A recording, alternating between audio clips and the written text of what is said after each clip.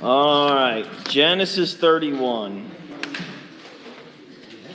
I believe we'll get through the whole chapter tonight. It's quite a lengthy chapter, but a lot of conversational pieces. So look there in verse 1, Genesis 31, verse 1. It says, "And he heard the words of Laban's sons, saying, Jacob hath taken away all that was our father's, and of that which was our father's hath he gotten all this glory. And Jacob beheld the countenance of Laban, and behold, it was not toward him as before. And the Lord said unto Jacob, Return unto the land of thy fathers and to thy kindred, and I will be with thee. And Jacob sent and called Rachel and Leah to the field unto his flock, and said unto them, I see your father's countenance, that it is not toward me as before. But the God of my father hath been with me. And ye know that with all my power I have served your father. And your father hath deceived me, and changed my wages 10 times. But God suffered him not to hurt me. If he said thus, the speckled shall be thy wages, then all the cattle bear speckled. And if he said thus, the ring-straked shall be thy hire, then bear all the cattle ring-straked. Thus God hath taken away the cattle of your father, and given them to me. And it came to pass at the time that the cattle conceived, that I lifted up mine eyes, and saw in a dream, and behold, the rams which leaped upon the cattle were ring-straked, speckled, and grizzled. And the angel of God spake unto me in a dream, saying, Jacob.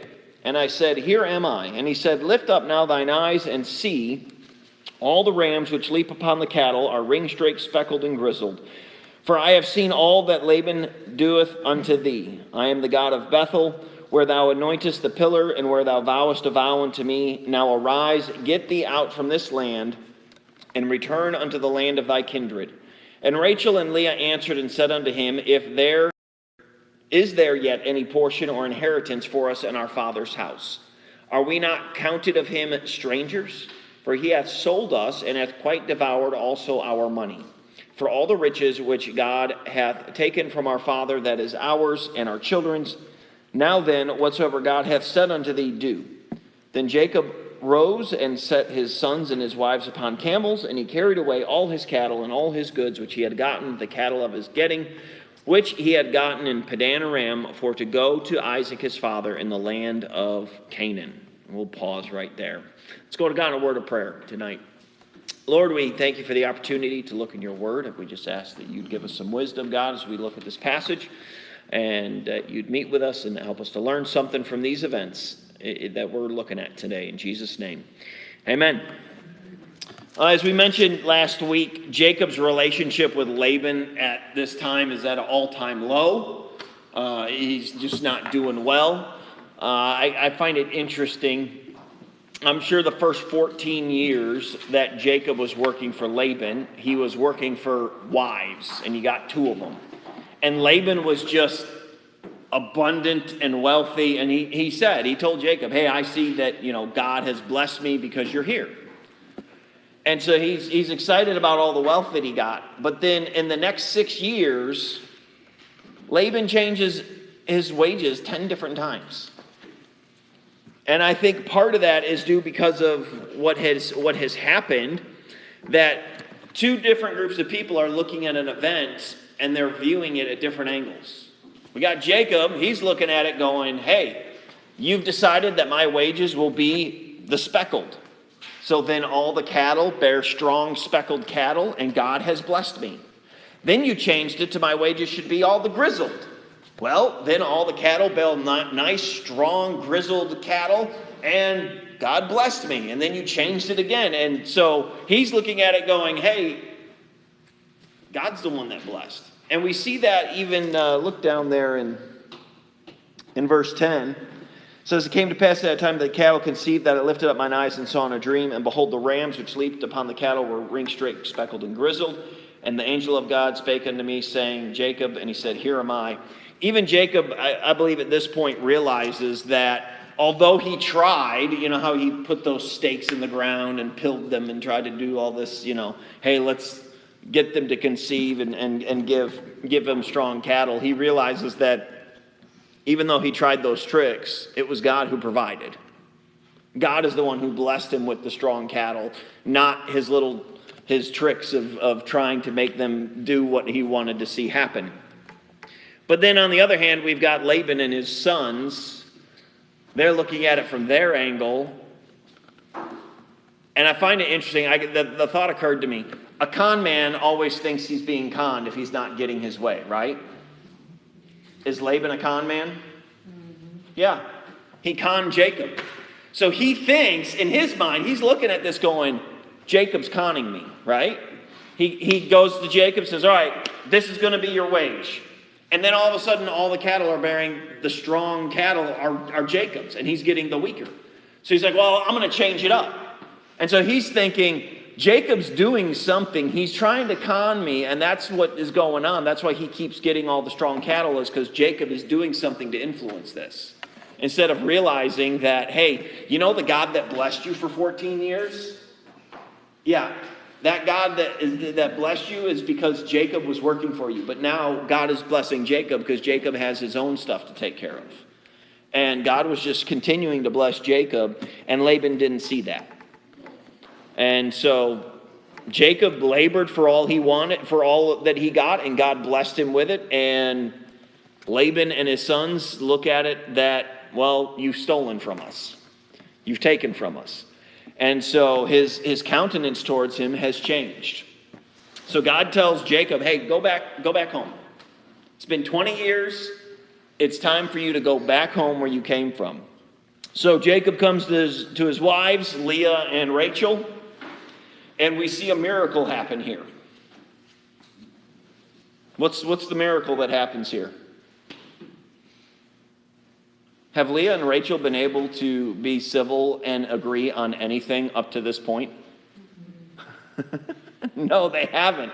They have been at odds with each other and been contentious with each other. And for the first time in Scripture right now, we see, hey, we got two ladies that are going, you know what, we agree with you, Jacob. We're both on your side. We wholeheartedly agree with each other. It's time to get out of here. Our father has sold us, and he's devoured our inheritance. We have nothing left here. So, yeah, let's go. We'll go with you. And so they decide to leave. Because Laban was difficult, God ended up blessing Jacob even more. Look there in verse 12.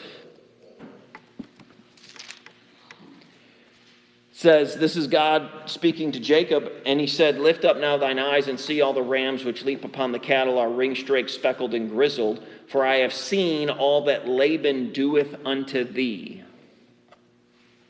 If Laban hadn't kept trying to pull one over on Jacob and tried to undermine Jacob, I think God would have blessed Laban. But Jacob's got the blessing of, I'll curse them that curse you and bless them that bless you.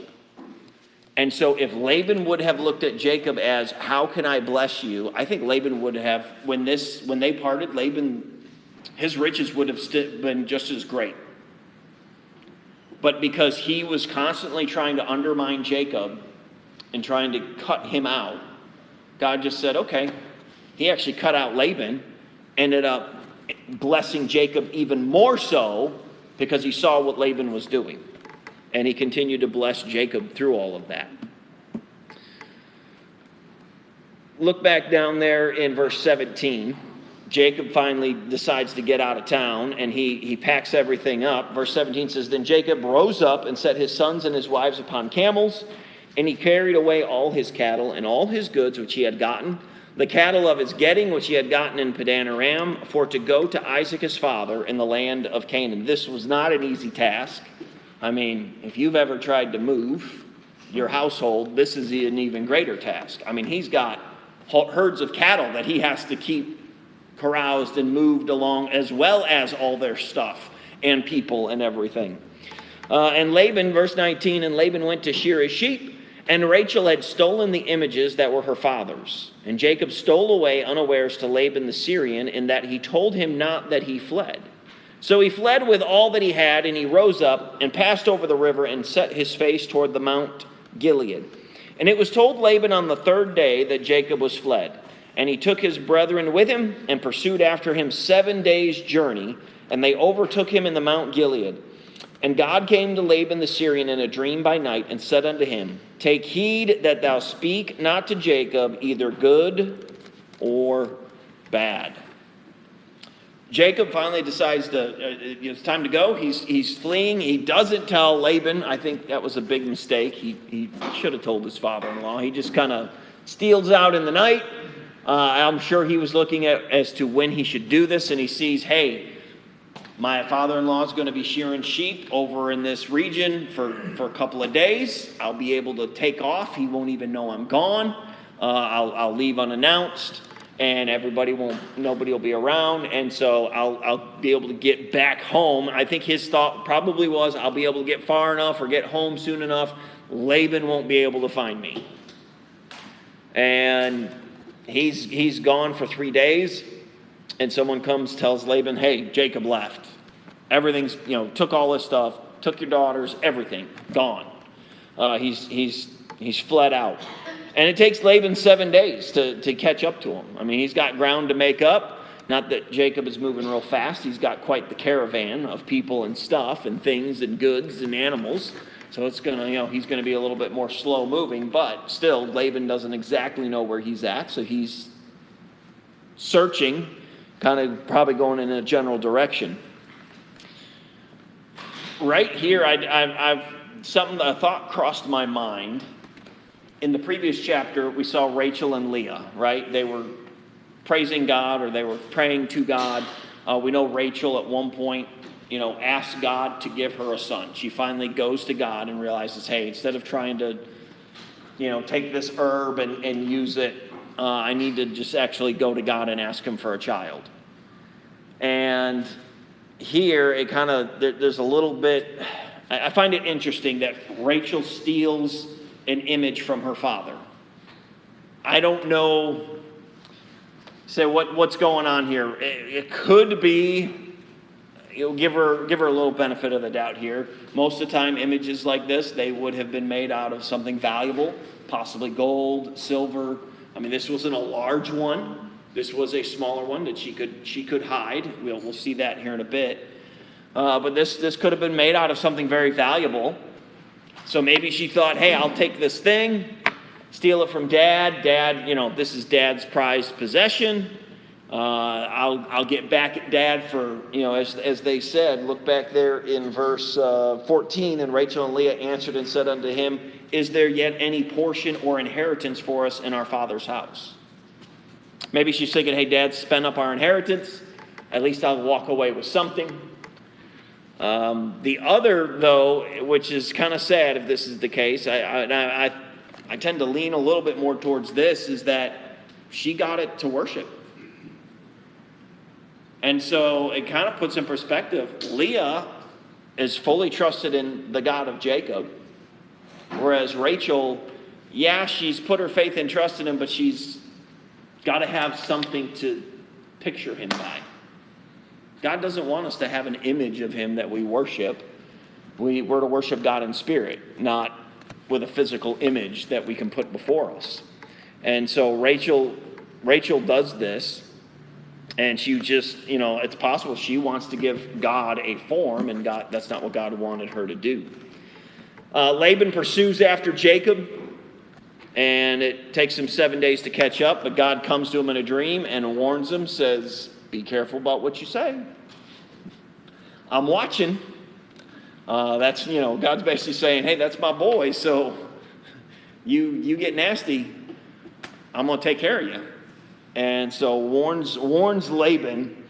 And so verses 25 on, we're going to see the conflict here, the final meeting of Jacob and Laban. And this is the last time. I mean, Jacob doesn't see Laban anymore from here on out. Laban doesn't see his daughters, his grandchildren. Jacob, when they part ways, they part ways forever.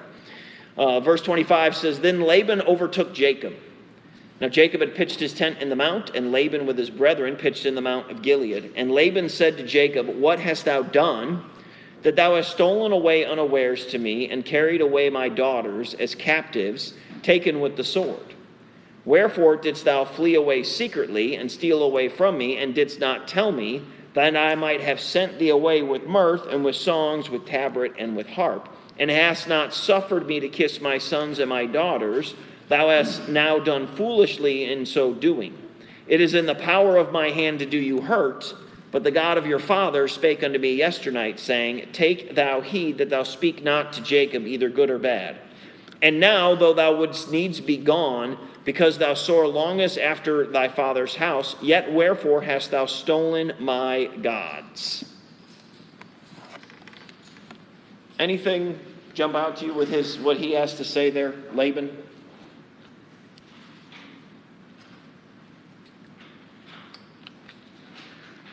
I think it's interesting that he tells Jacob. Now, I get it with Jacob leaving in the dark of night, leaving unawares, not telling anybody. But that last part in verse 26, and carried away my daughters as captives taken with the sword. What's wrong with that? They went willingly. They went willingly. Okay, yeah. Let's say they didn't. Is Laban right or is he wrong? Why is he wrong, William?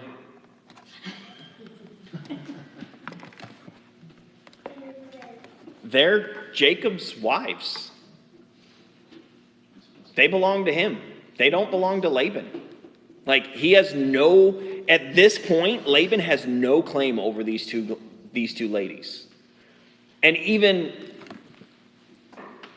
let's put ourselves in this time frame, okay? And it's still a thing around in certain parts of the world. We don't do this here, but it's very common to pay for your wife in parts of the world. Isn't that what Jacob did? Did he not pay for both those wives? No.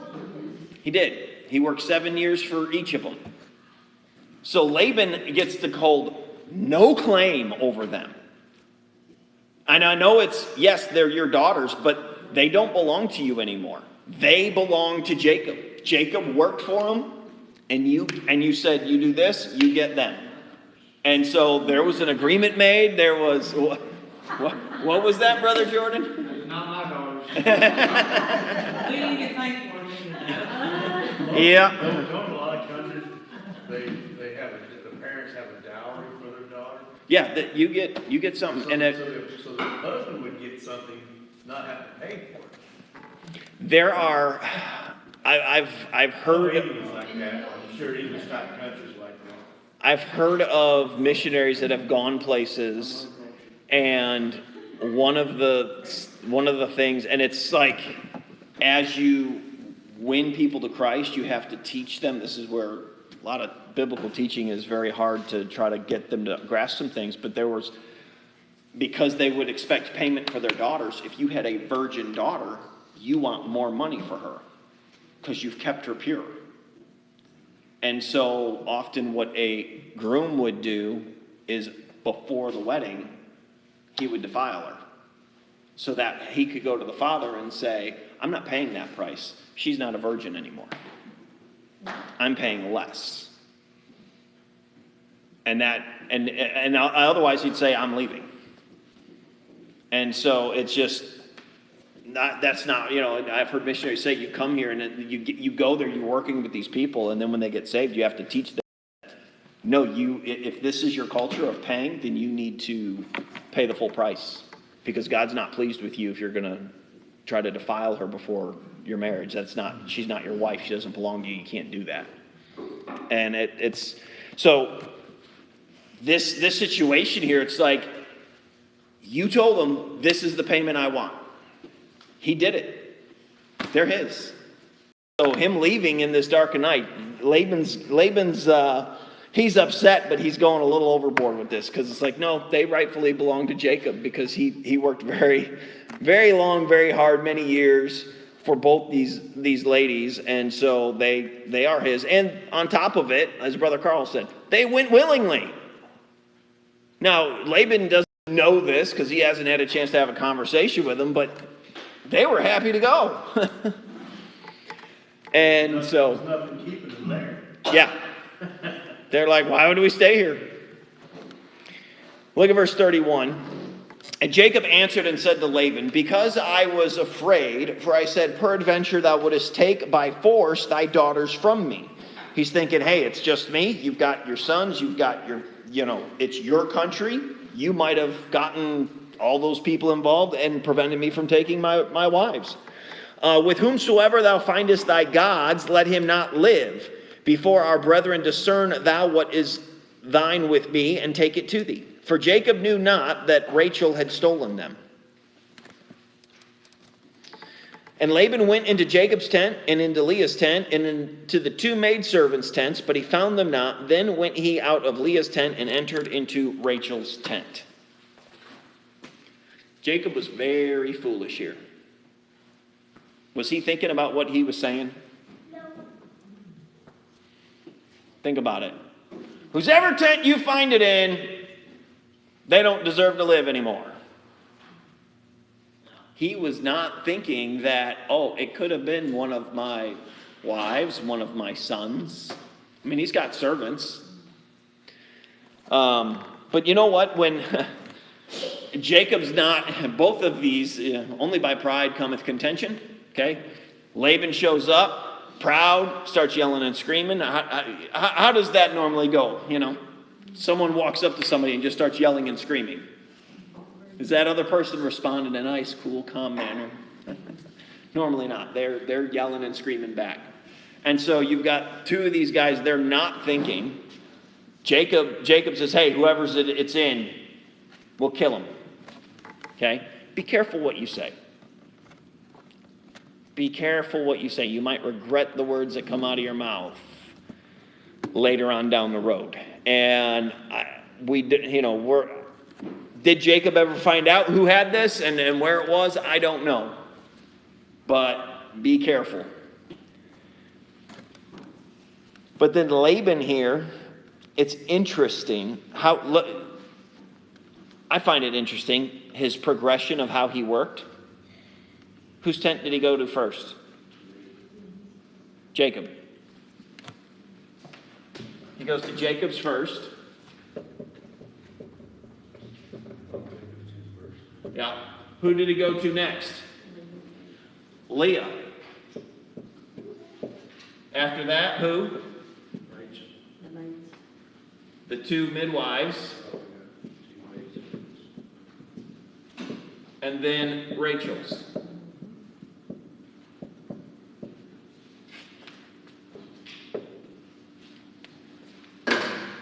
Do you think Laban played favorites much?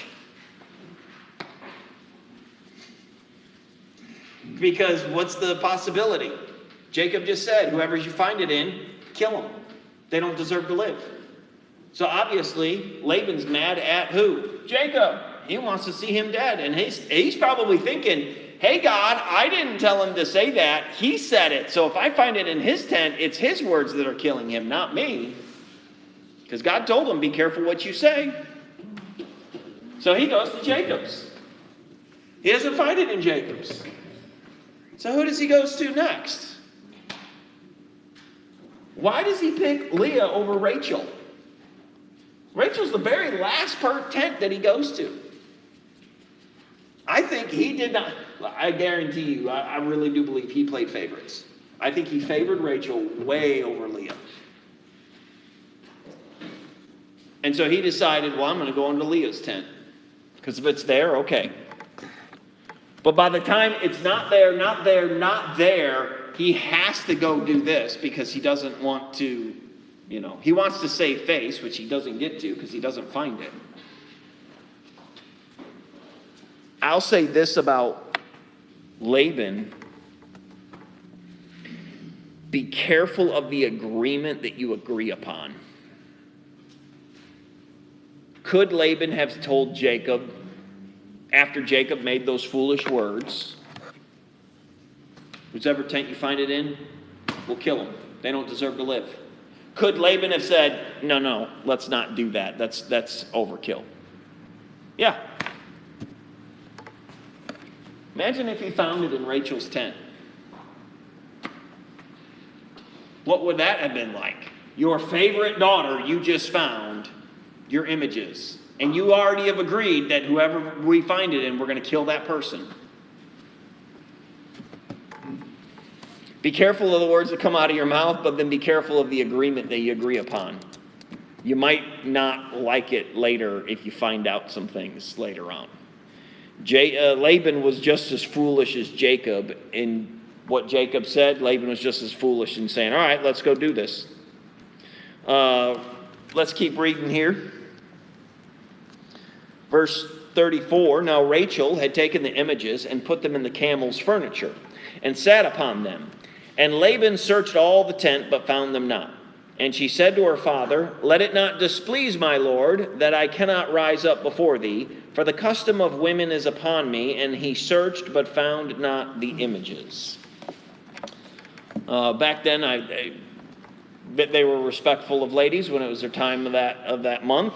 And so she made that excuse. You say, was she actually in that period? I don't know. I personally, I think she lied here to try to, prevent herself from dying. She hears Jacob make that claim, so she goes, she hides the thing in the very couch that she's going to place herself upon, sits on it, and just tells Laban, hey, I'm sorry, I don't want to get up because it's my time. You can search everything else, but would you just let me just lay here? And he does. He lets her stay there. He doesn't move her, and she gets away with this. It's interesting, though. Rachel's the first person to bring idolatry into Israel. Up to this point, they haven't had, since Abraham, there has been no idolatry.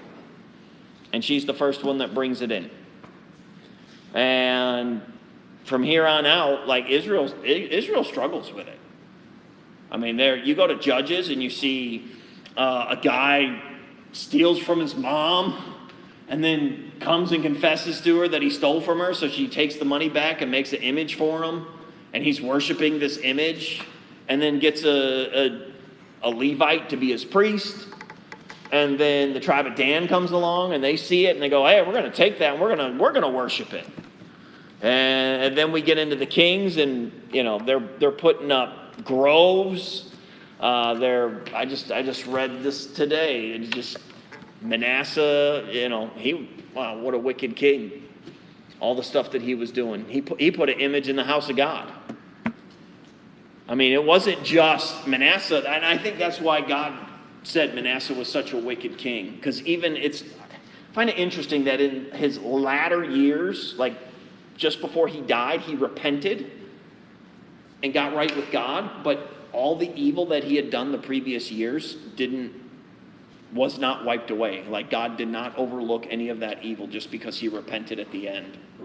But the difference between him and that I can see, the difference between him and any other king in Israel, they would set up groves and put idols and images in those groves. Manasseh took an image and put it into the temple and worshipped an image of God.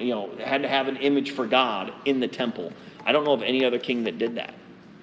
He's the only one I believe that did that. And I think that's why God looked down upon him so much for what he had done. It wasn't just that he had led Israel into idolatry, because many other kings had done that before, but the fact that he led them in idolatry, and the fact of instead of worshiping God in spirit, they worship God in this image.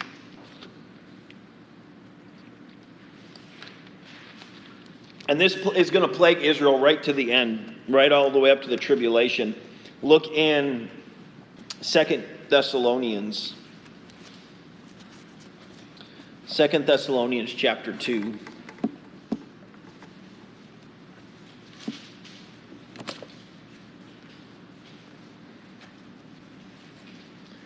It says, let no man deceive you by any means, for that day shall not come, except there come a falling away first, and that the man of sin be revealed, the son of perdition, who opposeth and exalteth himself above all that is called God, or that is worshipped, so that he as God sitteth in the temple of God, showing himself that he is God. The Antichrist, when he comes on this earth, one of the things he's going to do, he's going to allow Israel to rebuild the temple, but I believe he's going to go in there and he's going to make himself God. They're going to have the Holy of Holies set up. I mean, everything's going to be set up just right. And he's going to walk up there and say, well, that's my seat because I'm God. And then on top of that, go to Revelation 13.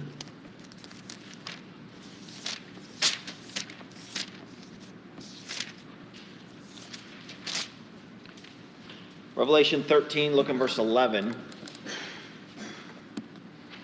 It says, and I beheld another beast coming up out of the earth, and he had two horns like a lamb, and he spake as a dragon.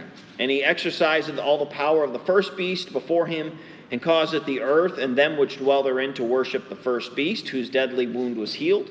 And he doeth great wonders, so that he maketh fire come down from heaven on the earth in the sight of men, and deceiveth them that dwell on the earth by the means of those miracles which he had power to do in the sight of the beast.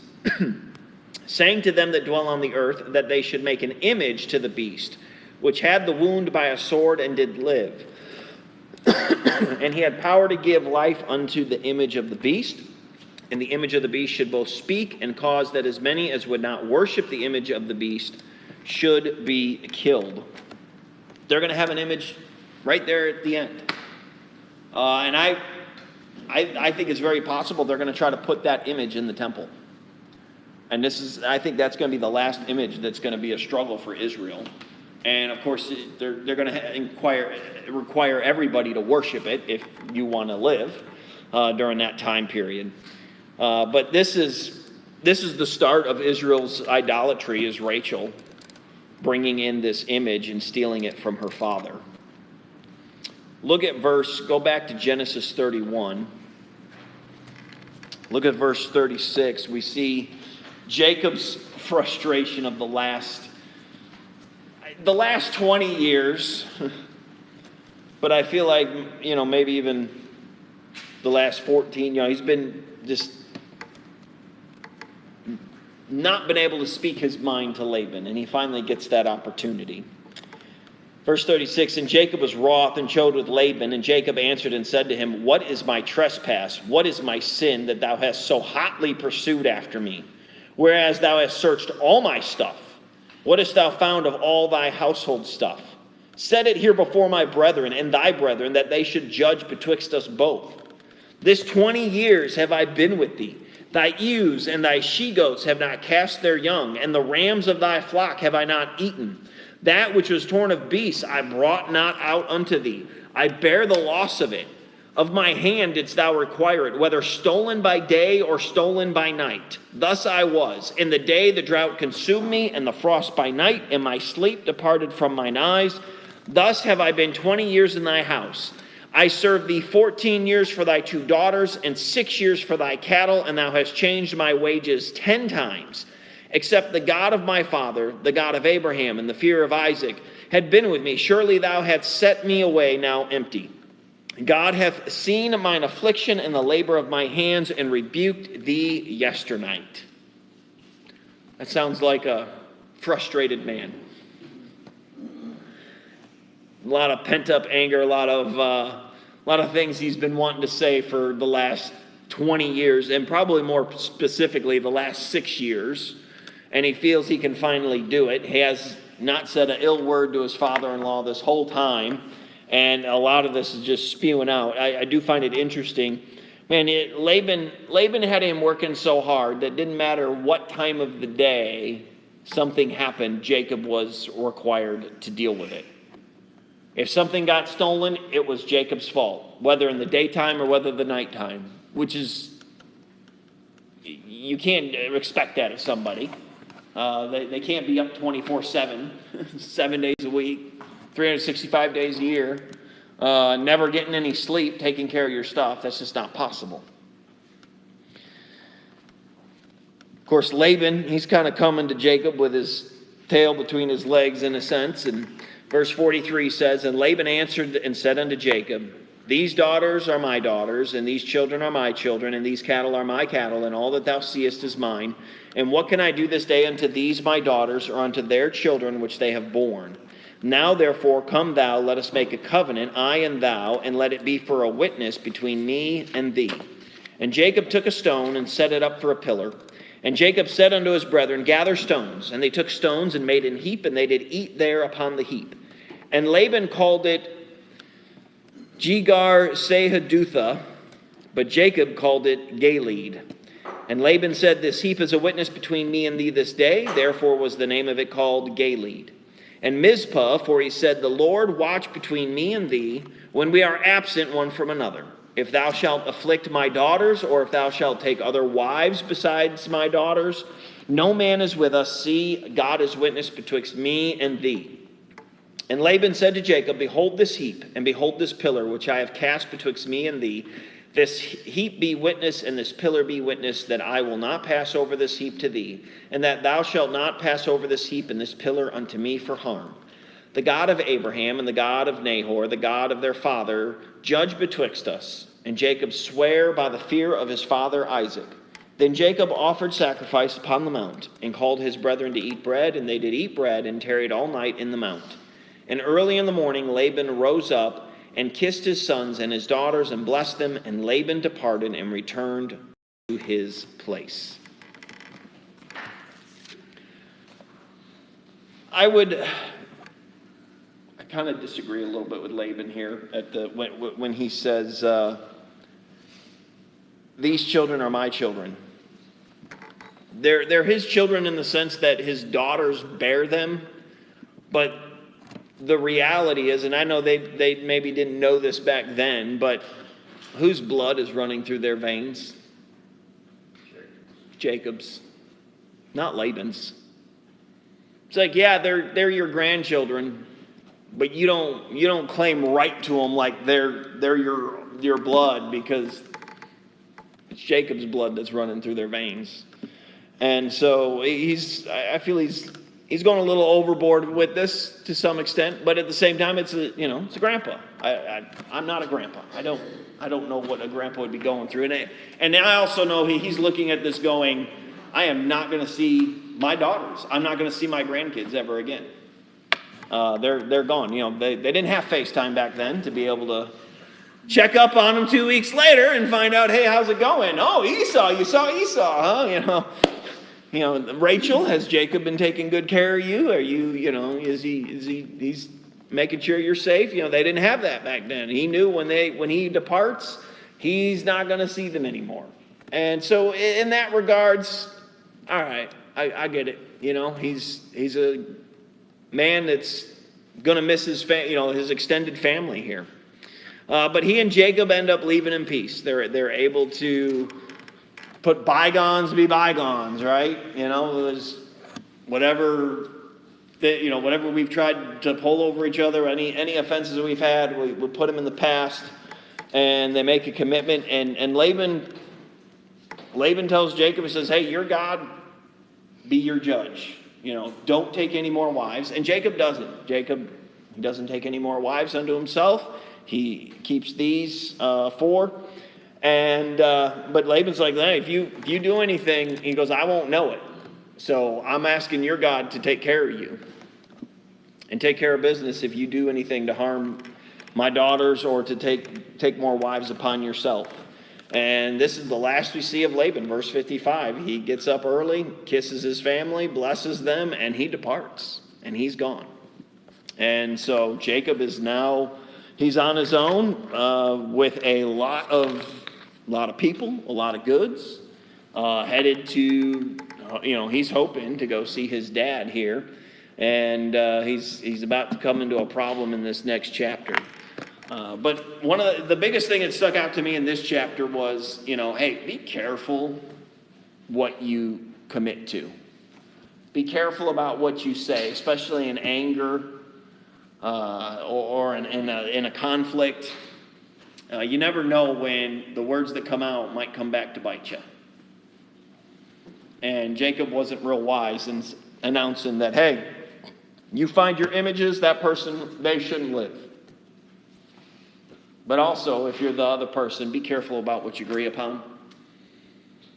Man, Laban, I'm sure if he found it in Rachel's tent, that's the last thing he would have wanted. And that departing would have been a totally different situation. She took a trick from her dad. She knew how to pull pull one over on somebody. And so she was able to spare her life by lying to her father. And he just, he didn't see the difference. I think he was too angry about everything and feeling quite foolish probably by that point.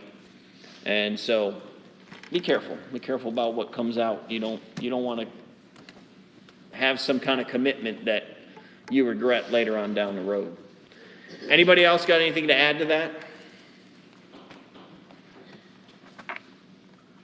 All right. Benjamin wouldn't have been born.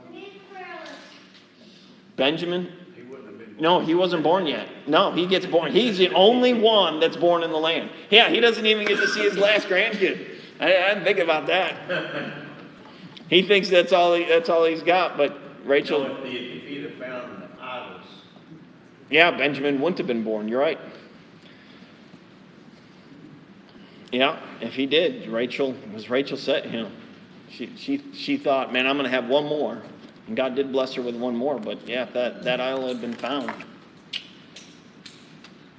his birth would not have happened. All right. Let's get our prayer lists. Do you have the extras?